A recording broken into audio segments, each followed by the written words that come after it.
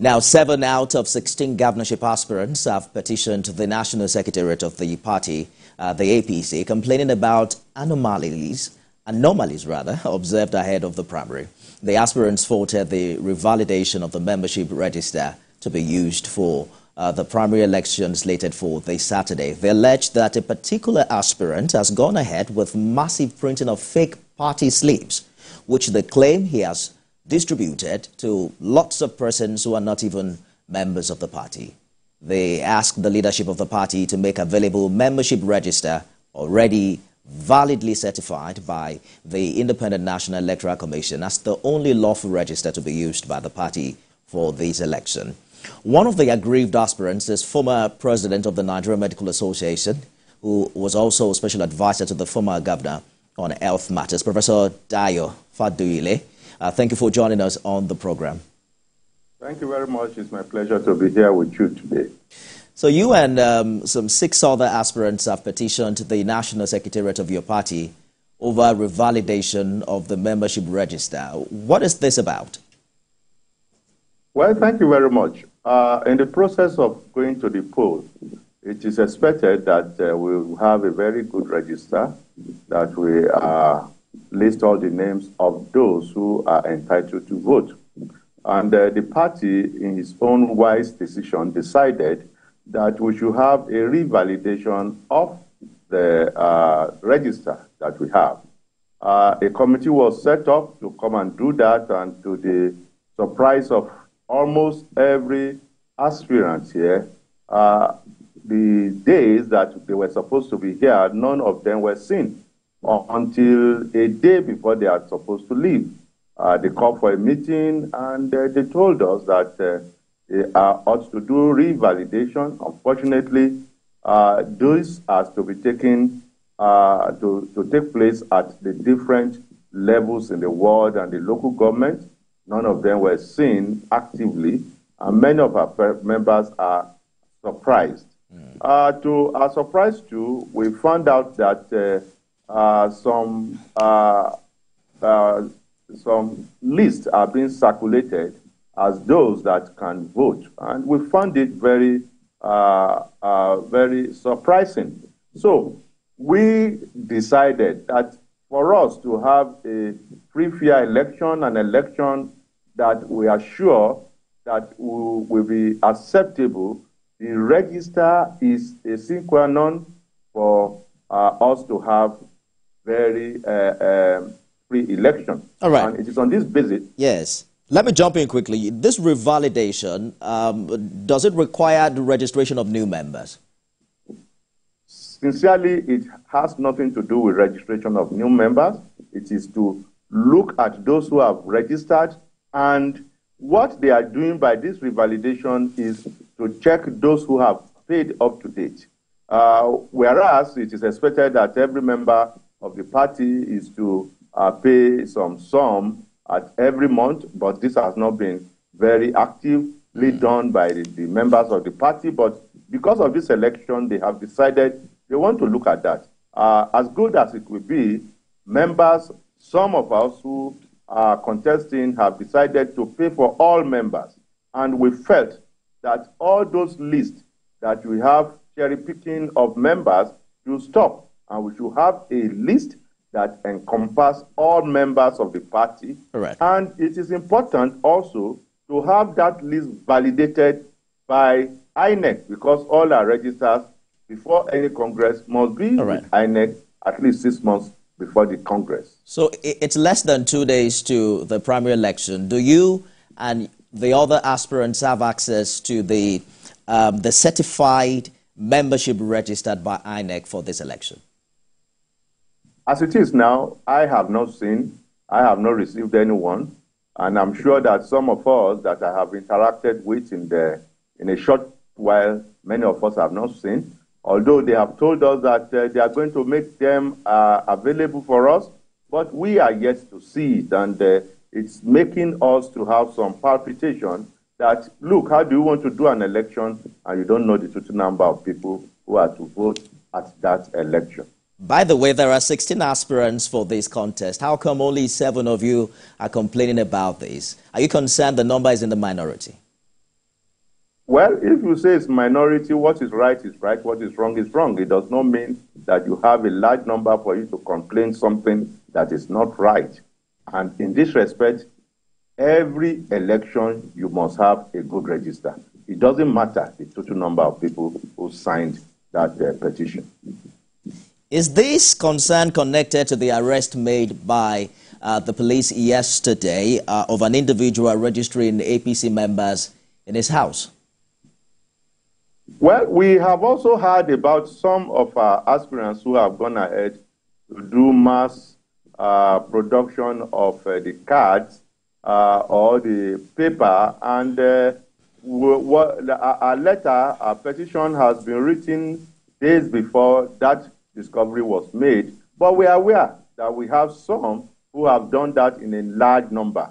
And what they are trying to do is that they want to overwhelm the returning officers on that day so that they will jettison the use of the register so that they can say, let all people who have the card to vote.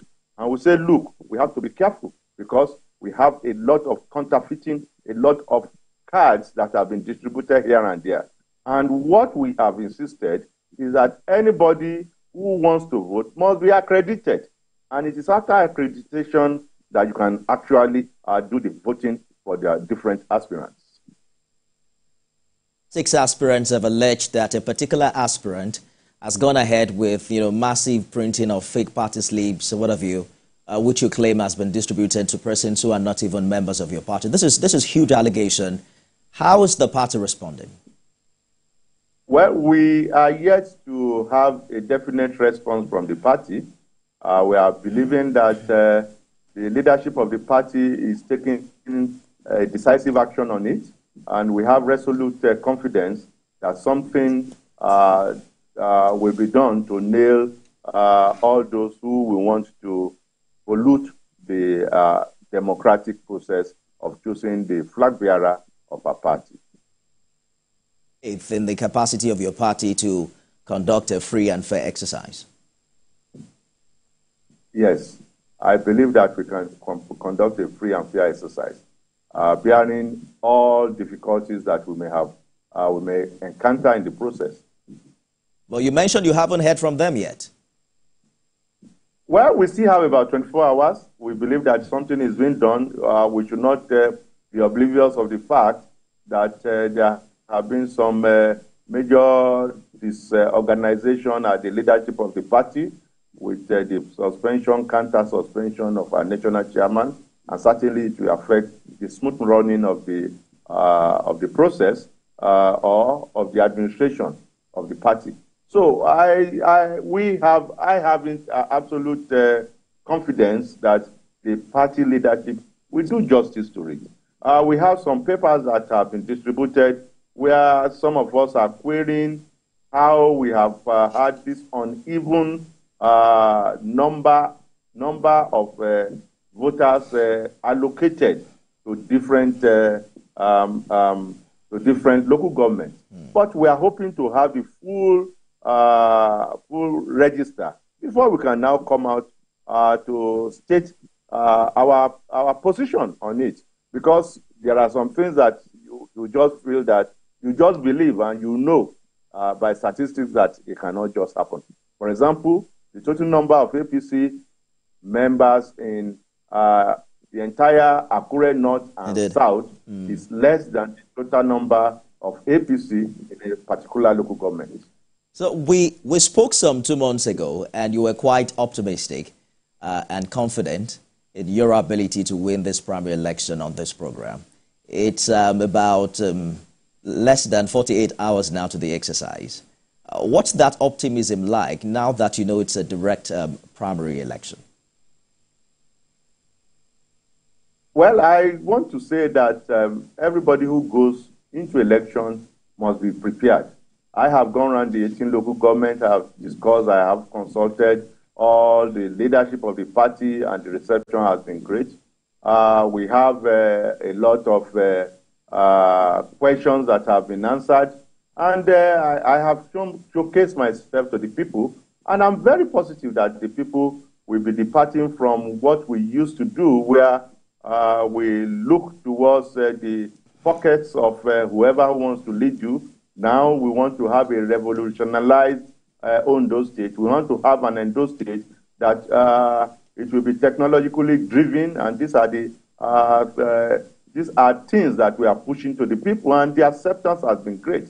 And we are very hopeful, barring any unforeseen circumstances or manipulation that will come up tops. I'm actually asking that, are you comfortable with the choice of the direct primary? Yes, I think direct primary is about the fairness as it is, where all members of the party will be given the opportunity to choose who will be their flag bearer, and I'm comfortable with it.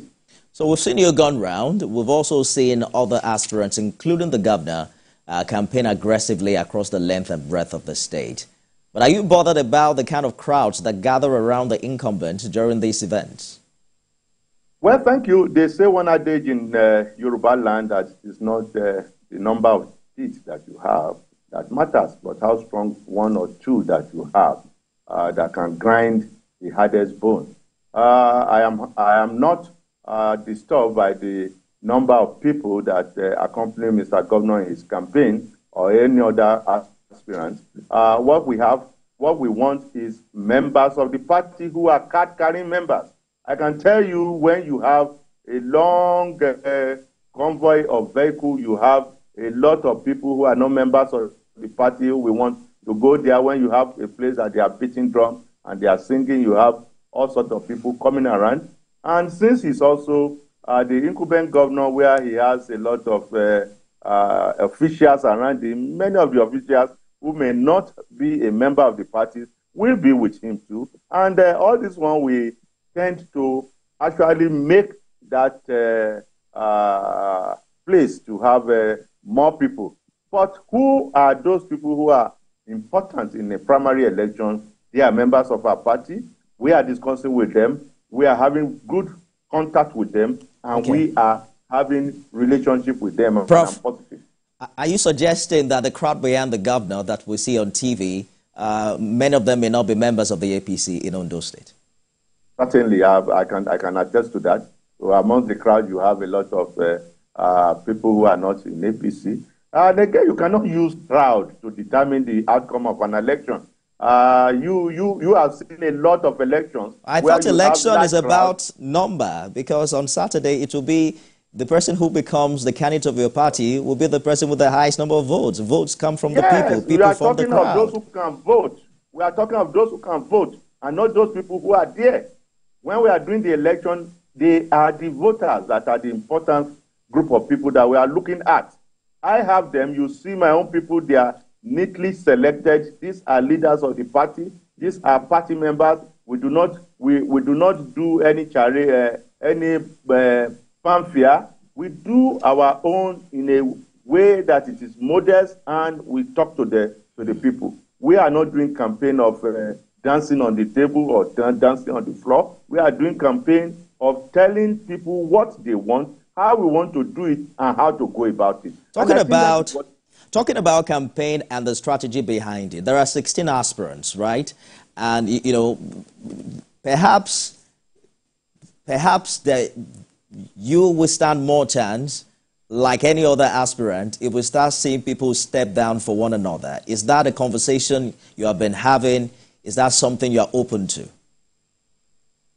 Well, they say one adage in Yoruba again. They said that when you are going to war, you think of two ways: either you succeed or you die in the process of the war. So when you are going for any action, you always think of the two sides.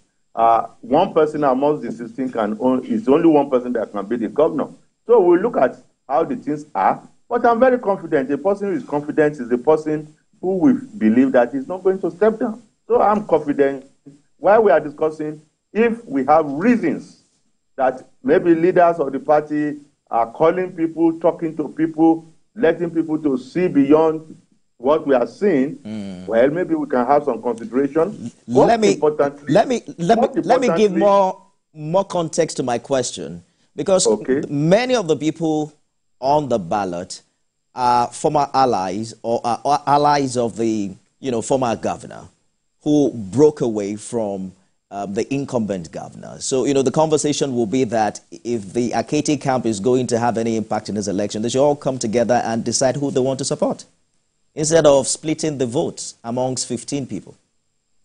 Well, I wish to be educated by you, and I know you will not be able to give me the concise response, because I want to know those who are the allies of the former governor. I work with the former governor as special advisor on health, but those of us who are contesting, we have in the cabinet, we have 3 of us that are actively contesting. We have those who have contested against him at the primary level in before, and we have those who are just coming newly. So we cannot be totally, unless you educate me, totally say that this and these numbers are former allies. But importantly, we are of the same political party, and all of us are expected to work together as a political party. So we are 1 tree with different branches. And now when we want to choose the next person, the different branches will come and say, look, I think I'm better in this regard than the other. Thank you so much. Professor Dayo Faduile is a former NMA president who was also special advisor to former Governor Rotimi Akeredolu. We're hoping to see how it plays out on Saturday, and we'll wish you all the best, Prof. Thank you for talking to us. Thank you very much. It's my pleasure. I will come back to do the... I'll be waiting for that post-primary interview with you as well. That's our program today, everyone. You can watch it again at midnight and at 6 a.m. tomorrow. I am Nifemi Okuntoye. Bola Ahmed Tinubu do solemnly swear